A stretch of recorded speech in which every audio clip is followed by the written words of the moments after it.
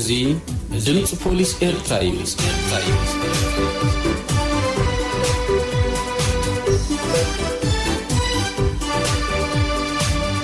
እዙይ ድምፂ ፖሊስ ኤርትራ እዩ።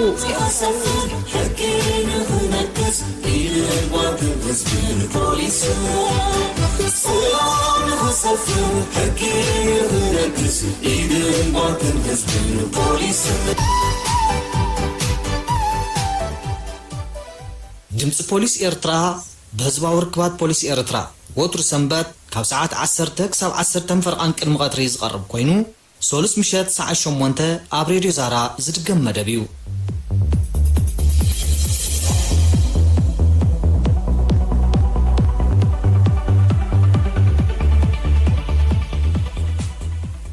ሰላምታና በመقدام ሰሙናዊ መደባት ድምፂ ፖሊስ ኤርትራ ኣብ ምክትታል እትርከቡ ክቡራትን ክቡራንን ሰማዕትና ከመይ ትኽንዩ? ድምፂ ፖሊስ ኤርትራ ንሎሙን ከሞትሩ እትቕርቦ ዝተፈላለዩ መደባት ኣዋዲዳ ኣብ ሰዓታት ተረኺባላ። ኣብ ምውሃድ ሓቢረኩም ዝጸንሕ ሰናይ ተኪኤ ቀፂልና እምበኣር ናብቲ ቀንዲ ትሕዝቶ መደብና ክንሰግር ፈለማ ብናይ ውሽጥን ናይ ወፃን ዜናታት ፖሊስ ክንፍልም።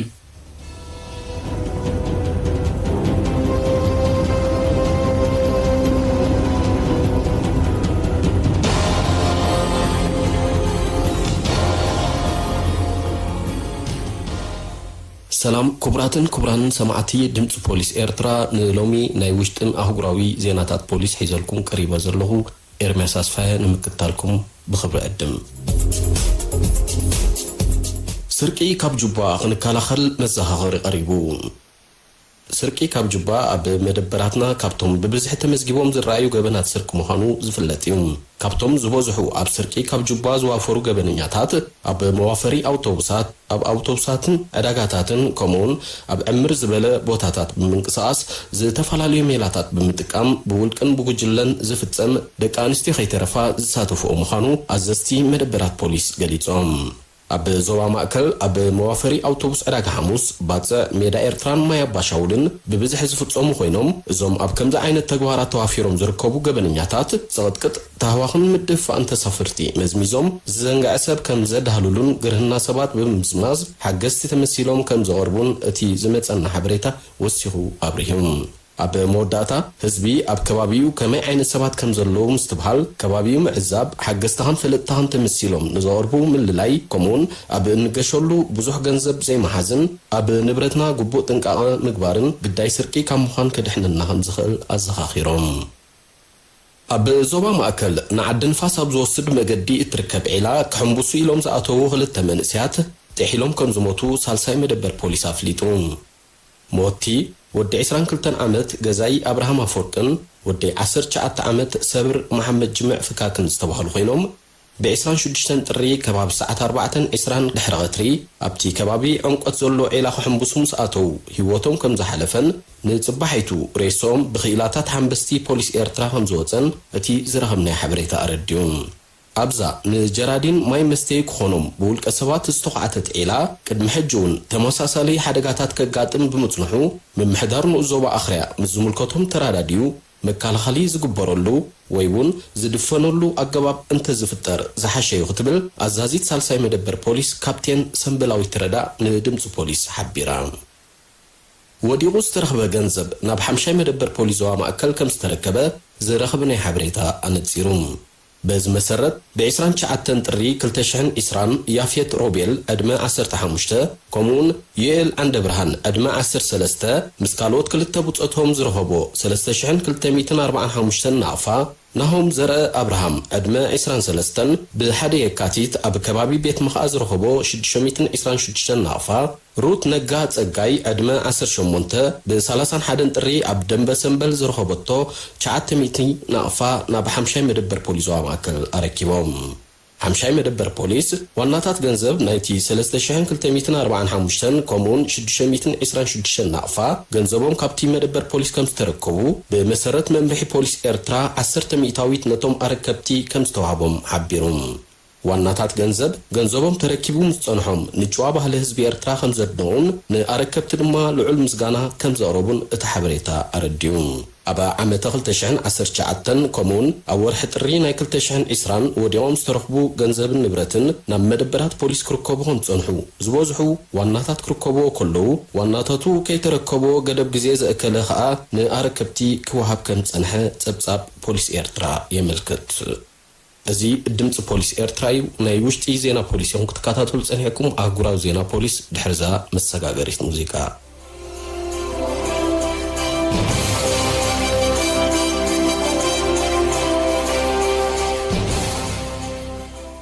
نقادو أتسافارس ببوليس اسبانيا تتحيزوم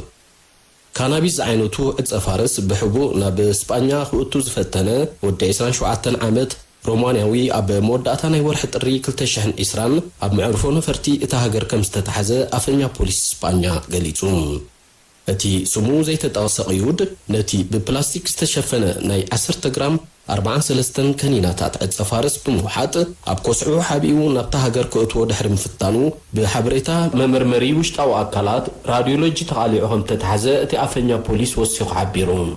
بتمساسل أجواب أتسافارس كتسلق مفتان أب إسبانيا استلمدن حدقنيان أجواب أفتات ما قبل مخانو زحبر تأفنيا 10 تري كلتشحن إسرانون 7 حدن نناي 10 جرام شوفون كنيناتات أتسافارس وعيتو بمكينا زقو عزنبرة موروكاوي نقاداي أتسافارس موتن مؤصلتن زسعب حدقا مكينا أب بيلز مالاغا استبهال بوتا دحر مفتسامو بزقات مع بست أفلبي بهتصوص ناب هوسبيتال مستوسده بوتسيت نايستقبرلو مرمرا اكستري قبونو خقالع كم زخالة اتأفنيا بوليس قليتون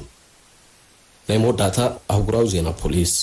أب أمريكا زمؤماتو بوزنياوي سدتنيا نسويديناوي دقافي من قصاص حدش نازين قبرش براويانن أطوار بمشاتو نشوعات عمتات كأسر تفريدون زي هاني فالنتان ليك زتبهاله ودي 36 عامت بوزنياوي مس زي حقاوي مونان متحلافن أطوار بستأساسر 4 جبنات تخصيصو جبنيا خوينو سلسرخبيو ناي 85 أوارح مأسرتي تبينو أب مسرح مرمرا نايتو قداي فالنتان ليك أب سويدن نزركبو خلطة استفالالي وجلتات كومون أب فرنسا روسيان برازيلن نزلو كالوت عماويلو 10 زأكل برت ملأخو تأمينو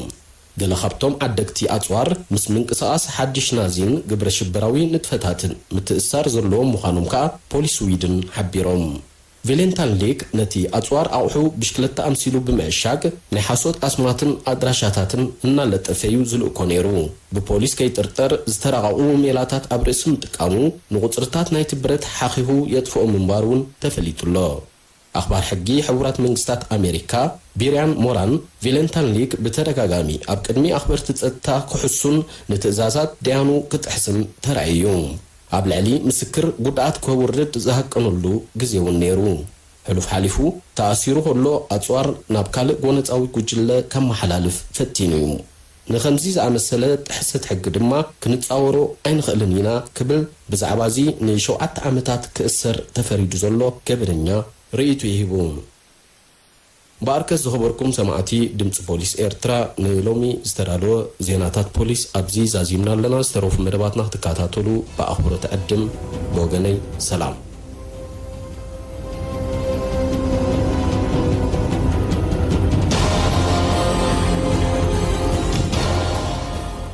زخبركم سمعتي دمت بوليس إيرترا مس أزازي بوليس إيرترا كولونيل محل سقايز تخير قال متى يقتل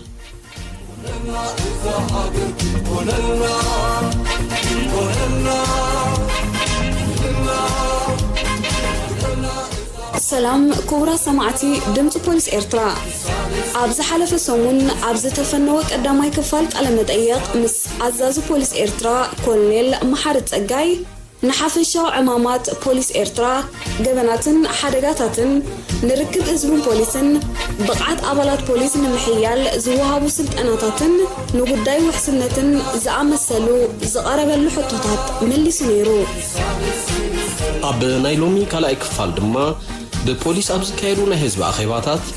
بغتصاري زغربو حطوطات مركوس بمقبار زقربنا اللحطوطاتن زهابو مبرهن كان أوربالكم هنا الدالوتي كابتن برهان زكارياس إرمياس أصفها نمكتالكم أقدمنا نعدم نبتحستوتي كالمتي قبلكم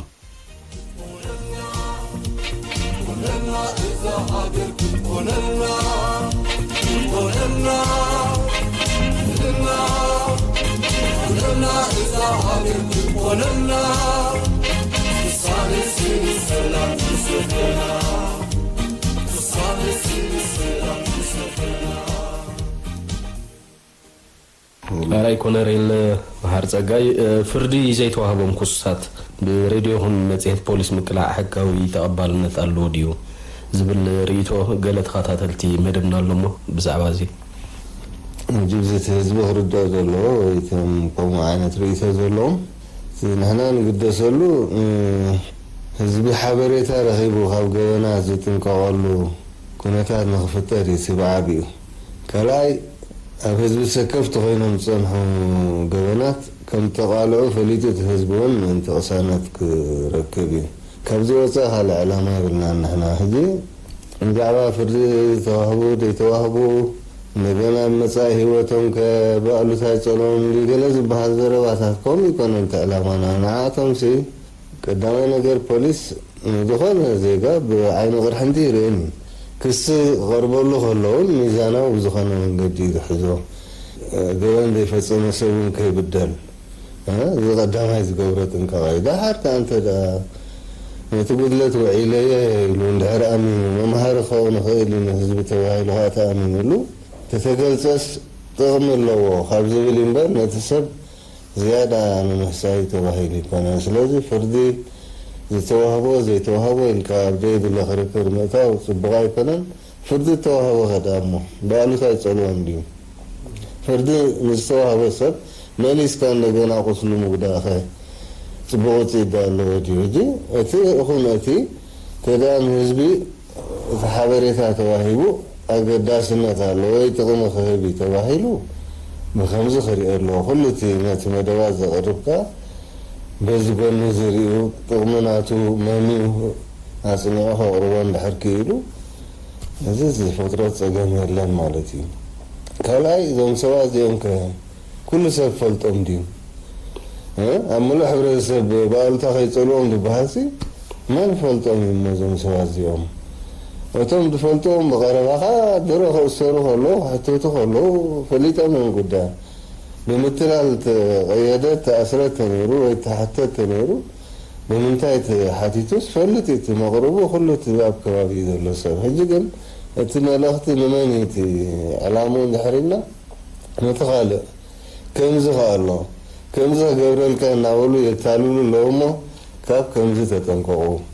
ኩሉ ዝሰርሕዎ ስራሕ ብሕጋዊ ኣገባብ ተገበርኩም ሓይሽ እምበር ከምዚኦም መታለልቲ ኣይጠቕሙኹም እዮም እዚኣታ መልእኽቲ ስለዚ ብዛዕባ ምግላፅ ብከምዚ ተተረድኦ እቲ ህዝቢ ኹን ዋላቶም ሓደ ሓደ ከምዚ ዓይነት ርእቶታት ዘምፁ ኣነ ፅቡቕ መስለኒ ካልኣይ ፍሉጣት ሰባት እኒኦም ጉዳያት ዝግለፁ ዘለዉ ናይ ፕሬዚደንት ትራምፕ ሕጂ ቀፃሊ ዘረብ ኣሎ ክሰስ እዩ ክሰስ እዩ ከይተኸሶ ከለኹምን ናይ እስራኤል ከምኡ ብምጥፍፋእ ተኸሲሱ ተባሂሉ ዝግለፅ ኣሎ ኣይኮነን ደቂ ዓዱስ ወላ ንሕና ንፈልጦም ንቃልሑ ኣለዎ ሕጂስ በዚ መንፅር እውን ክረአ ኣለዎ ሕጂ ነቲ ተፈፀመ ጉድለት ኣብ ክንዲ ምርኣይሲ ሰኢልካ ብኣብዲ የድሊ ናይ ምክልኻል ነገራት ምእታው ፅቡቕ ኣይመስለንን እሞ እቲ ዕላማና ንሕና ሓበሬታ ንምትሕላፍ እምበር ካልእ ከምዘይብሉ እዚ ክፍለጥ ኣለዎ ገበን ዝፈፀሙ ኣባላት ፖሊስ ብመራሒ ውዛን ናይ ፖሊስ ኣይተቃልዕዎም ዝብል ርእቶታት ኣሎ እንታይ እቲ ምክንያት ወዝን ጭቡጥ ሓበሬታ ካብ ዘይምህላው ዝመፅእ እምበር ከመይ ገይሮም ፈሊጦም ቃልሑ ኣለዉ እቲ ኮይኖምሲ ከመይ ገይሮም ፈሊጦም ኣይቃልሑን ኣለዉ ክብሉ ክኢሎም ንሕና ክንፈልጦ ተዳእቲ ክቃላሕ ዝኽእል ርእስታት ዝሓወሱ ኣባላት ፖሊስ ኣለዉ ይቃልሑ እዮም ከም ሰቦም ኣባላት ፖሊስ ከዓ ጋጎይኖም ማለት ኮ ይኮነን ጌጎም ከዓ ይሽፈነሎም ማለት ኣይኮነን ልክዕ ኣባላት ፖሊስ ገበን ተፈፂሞም ብገበኖም ሓተቱ ቤት ፍርዲ ቀሪቦም ፍረዱ ባዕሉ እቲ ፖሊስ እውን እኸሶም ዝፈፀሞ ገበን ድሕሪ ኣሎሲ ካልእ ዜጋ ዘይከሰሶም ባዕሉ እቲ ትካል ናቶም ወይ ተኣሃዱ ናቶም ከሲሱ ኣብ ፍርዲ ዘቕርቦምን ኣለዎ ብዛዕባ መፅሄት ምውፃእ ዘይምውፃእኻ ከም ሰቦም ይወፁ እምበር ተኾይኖም ዘይወፁ ስለዚ ካብ ኣፍልጦ ጉድለት ዝነቐለ እዩ ተዘይኮይኑ ናቶም ትምህርትን ህዝቢ ዝኸውን ተኮይኑ ይቃላሕ እዩ ኣብ ውሽጥና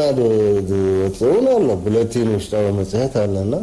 ነንሕድሕዶም እቶም ኣባላት ፖሊስ ተመክሮ ክለዋወጥሉ ዘለዎም ጉድለታት እንድሕር ኣለዎም ስም ተጠቂሱ ኣብቲ መፅሄት ዝወፅእ መምሃሪ ካልኦት ይጥቀሙሉ እቲ ዝተጋገየ ሰብካ ካብ ጌጉ ይመሃር ማለት እዩ ስለዚስ ኣይቃላሕኒ ዝበሃል ሌላን ጉሌላን ከምዘየለ ገበን ንባዕሉ ፈፂሙ ሸለት ዝበሃል ከምዘይኮነ እዚ እንተፈለጦት ህዝቢ ፅቡቅ ይበሃላ ፖሊስ ኤርትራ ዓመታዊ ኣብ ዘካየዶ ገምጋም ንኣባላቱ ናይ ሽልማት ኣፍልጦን መተባብዕን ይህብ እዩ ኣገዳስነቱ እንታይ እዩ ኩሉ ግዜ መተባብዕ ክበሃል ከሎ ከምቲ ሽሙ ንምትብባዕ ድርኺት ንምፍጣር ቅዱስ ቅነ ከም ዝሓድር ንምግባር እዚታት ይተዕላሙ ሓደ ትካል ከዓ ኩሉ ግዜ ከምዚ ዓይነት መደባት ክውድብ ኣገዳሲ ኮይኑ ስለ ዝረአየና ወላ እኳ ኩሉ እቲ ኣባል ዝግብኦ እንተኾነ ካብኡ ናብኡ ፀሚቅ እኳ ገለ ውሕዳት ዓመት እንተዳ ተባሊሒሲ ብፍላይ ከዓ እቲ ዝገበሮ ኣበርክቶ ብጥቕሉል እንተዳ ተገሊፁ ንካልኦት እውን መምሃሪ ስለ ዝኸውን ንዕኡን ዝያዳ ድርኺት ስለ ዝፈጥረሎም ስለ ዘተባብዖም ተባሂሉ ዝግበር እዩ ካልእ ዕላማ ይብሉን ተዘይኮይኑ ኩሉ እቲ ኣባል ፖሊስ ክሽለም ዝግበኦ ሓደ ጉድለት ዝፍፅሙ ኣይሰኣኑን ማለት ኣይኮነን ግን ብጥቕሉል ክንሪኦ ከለና እቲ ዓመታዊ ዝርከብ ውፅኢት ናይ ስራሕ እውን ናይ ኩሉ ኣባል ድምር ስለ ዝኾነ ንኩሉ ኣባል ክሽልም ስለ ዘይትኽእል እምበር ብምሉእ እቲ ኣባል ሕማቕ ነይሩ እዚኦም ጥራዮም ንፉዓት ነይሮም ንምባል ኣይኮነን ስለዚ ድርኺት ንምፍጣር ፅልዋ ኣወንታዊ ዝኾነ ፅልዋን ቅዱስ ውድድርን ኣብ ውሽጢ ኣባላት ከም ዝህሉ ምግባር ተዘይኮይኑ ካልእ ፍልይ ዝበሉ ሰባት ስለ ዝኾኑ ወይ ስለ ንረክቡን ኣይኮነን ተናይ ተግባር ብፅቡቅ ይሰዓብ ከም ዘሎ ይክግለፅ ኒህ እሞ ኣብዚ እንታ ትብለና እዚ ሓቂ እኳ እዩ ተጋኒኑ ዝረብ ዘይረባ ኣይኮነን እዚ ተግባር እዚ ከዓ ነዊሕ ሰረት ዘለዎ ናይ ሕጂ ኣይኮነን እቲ መሰረቱ ከዓ እቲ ባህሊ ናይ ሕብረተሰብና ስለ ዝኾነ እሩም ስነ ምግባር ዘይናትካ ዘይምድላይ ብእምነትን ብስነ ምግባርን ናይቲ ሕብረተሰብ ዝተደገፈ ስለ ዝኾነ ካብ ንኣሽቱ ጀሚርካ ክሳብ ዓበይቲ ቀሊል ዘይኮነ ኣሉኖኦም ዘቕስን ስጉምትታት ክወስዱ ይረኣዮም ብኡ መጠን በብእዋኑ ንብረት ገንዘብ ዝተፈላለየ ነገር ናብ መደበራት ፖሊስ ክውሕዝ ይረአ ኣሎ እዚ ከዓ ኣዝዩ ብርቂ ነገር እዩ ንወፃእተኛታት እውን ኣዝዩ ዝገርሞም ከም ኣብነት ሓደ ጋሻ መፂና ነይሩ ካብ ኬንያ ሓደ ግዜ ሞባይል ናቱ ኣብ ኤርፖርት ረሲዕዋ ብዙሕ ሰነዳት ዝሓዘት ስለ ዝኾነት ብዙሕ ተሰሚዕዎ ብዙሕ ሓዚኑ ዝኾነ ድሓን ኣይትሰከፍ ኢልናዮ ሕጂ ክትመፀካ ትርከብ እያ ኣይኣመነን ዝኾነ ኣባላትና ሒዞሞ ናብቲ ኤርፖርት ምስ ከዱ ገና ከይሓተቱ ከለዉ እታ ዝረኸበታ ጓል ኣንስተይቲ እዚኣ ረሲዕካ ከድካ ስለ ዝበለቶ እዚ ዓብዪ ነገር ነይሩ ክገልፆ ይከኣለን ኣብ ኬንያ ዝቕመጥ ምስ ምዃኑ ተዛሚዱ ከዓ ኣይኮነን ኣውዲቅካዮ ዝኸድካ ንብረት ካብ ጅባኻ እውን ወንቂሮም ዘውፁ ሰራቅቲ ስለ ዘለዎ ምስኡ ተዛሚዱ ብፍላይ መግለፂ ክረኽበሉ ይከኣለን ስለዚ እዚ ሰናይ ተግባር ናይ ብሓቂ ቀፃሊ ክስቀጠሉ ዘለዎ ክጉስበሰሉ ዘለዎ እዩ ክቃላሕ ዘለዎ እዩ እቶም ኣብነታውያን ከዓ ኩሉ ግዜ ክምስገኑ ዘለዎም እዮም ብኡ መሰረት እቲ ምስጋና ቀፃሊ ይወሃብ ኣሎ ካብ ዝሓለፈ ዓመት ጀሚርና እቲ መምርሒ ቅድሚ ሕጂ ኩሉ ዝተረኸበ ነገር ናብ መንግስቲ ክርከብ ፀኒሑ ብመንገዲ ቤት ፍርዲ ውሳኔ እንዳተዋህቦ ኣብዚ ግዜ እዚ ግን ሓደ መምርሒ ወፂኡ ኣሎ ዝስራሓሉ ኣሎ ከዓ ብፅቡቅ መጀመርያ እቲ ንብረት ገንዘብ ረኺቡ ዝመፀ ዜጋ ናብ መደበር ፖሊስ ከይዱ ክረክቦም ከሎ ግቡእ ስነዳ ግበር መዝገብ ኣድራሹ እንታይ ረኪቡ መዓስ ብድሕሪዚ ጠፊእኒ ዝብል ሰብ እንድሕር መፅኡ እቲ ዘረከበ ሰብ ተፀዊዑ ኣብ ቅድሚኡ ይረክቦ ማለት እዩ ክረክቦም ከለካ 10 ሚእታዊት ክህቦ ከም ዘለዎ ዝብል ኣብቲ መምርሒ ተጠቒሱ ኣሎ ስለዚህ ገንዘብ ተኮይኑ ከምኡ 100 ናቕፋ ተኮይኑ 10 ናቕፋ ነቲ ረኻቢ ክህቦ ከም ዘለዎ እቲ ጠፊእኒ ዝብል ድሕር ደይ ተረኺቡ በብግዚኡ ኣሎ ካብ ወርሒ ክሳብ ዓመት ከከም ብዝሒ ናይቲ ንብረት ወይ ናይቲ ገንዘብ ምስ ዋግኡ ከዓ ንብረት ተኮይኑ ወርሒ ክውገን ዘለዎ ኣሎ 3 ወርሒ 6 ወርሒ ዓመት እናበለ ዝኸይድ ስለዚ ግዚኡ እንድሕር እኺሉ ከዓ በታ ተመዝጊባ ፀንሐት ኣድራሻ ተፀዊዒት ዝረከበ ሰብ ነተን ዝረከበን ገንዘብ ድን ንብረት ንዕኡ ይወሃቦ እንትርፎ ገለ ናይ ተሽከርከርቲ ከም ብሽክለታ ምሳሌ ናብ መንግስቲ ጥራይ ክርከብ ዘለዎ እቲ ካልእ ቅምጠመንጢ ገንዘብ ነቲ ረኻቢ በቲ ገደብ ግዜ መሰረት ከም ዝርከቦ ይግበር ኣሎሞ ከምኡ ሕቶታት እውን ንሰምዕ ኣብ ድምፂ ሓፋሽ እቲ ዝተረከበ ንብረት ፖሊስ እንታይ ይገብሮ ዝብል ሓታታ እውን ሰምዕ ነይረ በዚ ኣጋጣሚ እውን ምእንቲ ክብርሃሎም እቲ ዝተረከበ ገንዘብ በዘን ክልተ ገባቢ ዝዕፆ ተዳ እቲ ጠፊእኒ ዝብል ተረኺቡ ንዑ ይወሃቦ ነቲ ረኻቢ ከዓ 10 ሚእታዊት ክህቦ ከም ዘለዎ ተዳ ጠፊእኒ ዝብል ሰብ ዘይተረኽበ ከዓ ነቲ ዝረከበ ሰብ ይወሃቦ ምዃኑ እቲ ህዝቢ እውን ክፈልጦ ኣለዎ ድምፂ ፖሊስን መፅሄት ህዝቢ ፖሊስን ኣብ ህዝቢ ሰፊሕ ጎስጓስ ኣካይድ ኣለዋ ናይዚ ፅልዋ ኣብ ህዝቢ ብከመይ ትገልፆ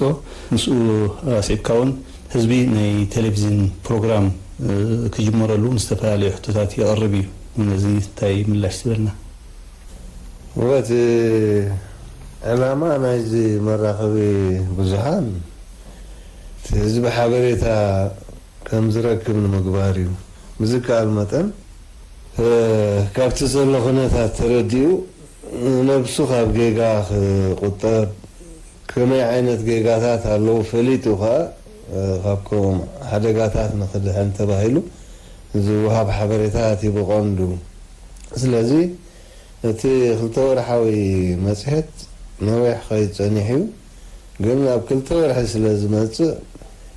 እቲ ሓበሬታ ድንጉይ ክብል ይኽእል እቲ ዝወፅእ ትሕዝቶታት እውን ናይ ግዜ ዝቐተለ ክኸውን ስለ ዝኽእል እቲ ድምፂ ፖሊስ ምምፅኡ እዋናዊ ሓደስቲ ዝኾኑ ሓበሬታት ኣብ እዋኑ ቀልጢፉ እቲ ህዝቢ ንኽረኽቦምን ንኽፈልጦምን ስለ ዝግብኦ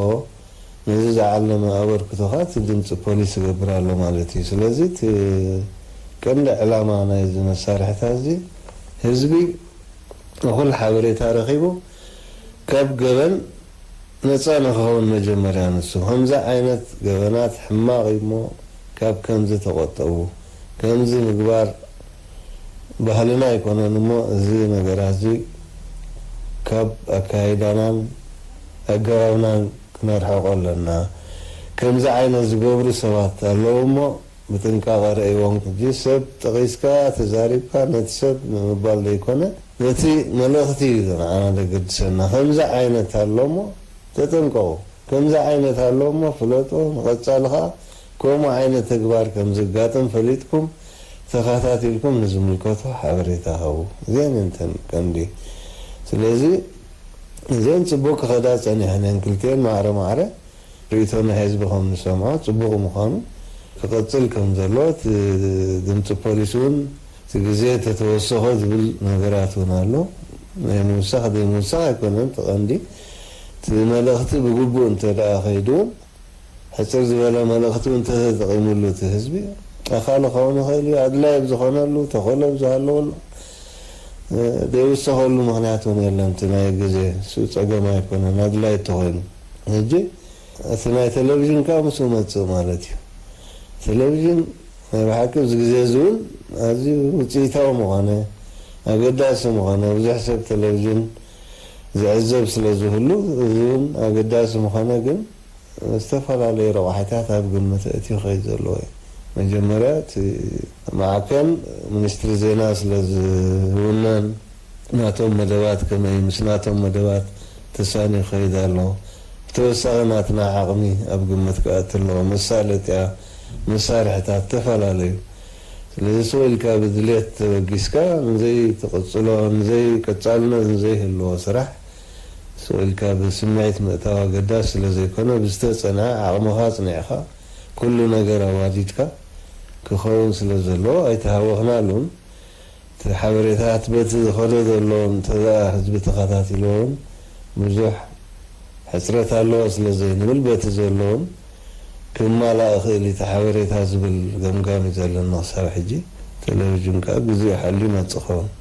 ኣብ መወዳእታ ናብ ህዝቢ ከተመሓላልፉ ትደሊ መልእኽቲ ተሎ ናይ ህዝቢ ቀዲመ ዝገለፅክዎ እዩ ንሕና ናይ ህዝቢ ሓሳብ ናይ ህዝቢ ርእቶ ናይ ህዝቢ ደገፍ ዝኩሉ ግዜ ክፍለየና ይንደልን ኢና ስለዚ ዝኾነ ይኹን ነገር ከይተሰከፈት ህዝቢ ዝረኣዩ ጉድለታት ኣብ ኣሰራርሓና ኣውራ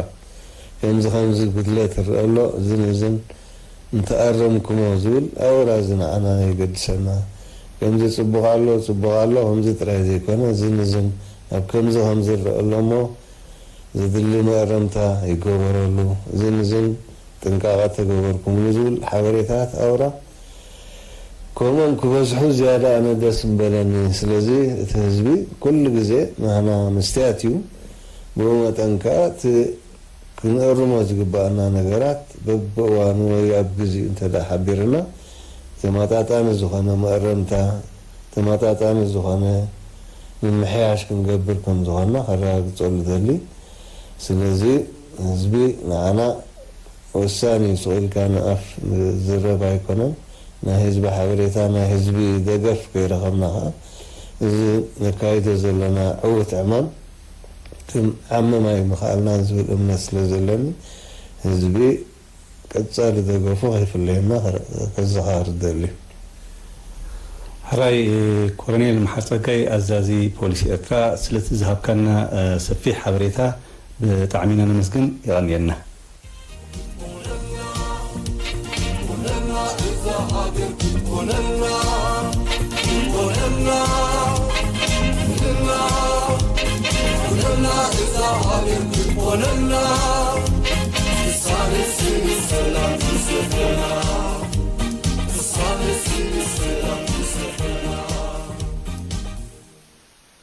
እምበኣርከስ ክቡራት ሰማዕትና ኣብ ክልተ ክፋላት ከፋፊልና ዘቕረብናልኩም ምስ ኣዛዚ ፖሊስ ኤርትራ ኮሎኔል መሓር ፀጋይ ዝተኻየደ ቃለ መጠይቕ ኣብዚ ዛዚምና ኣሎና ብምክትታልኩም ኣዝና ንመስግን ሰላም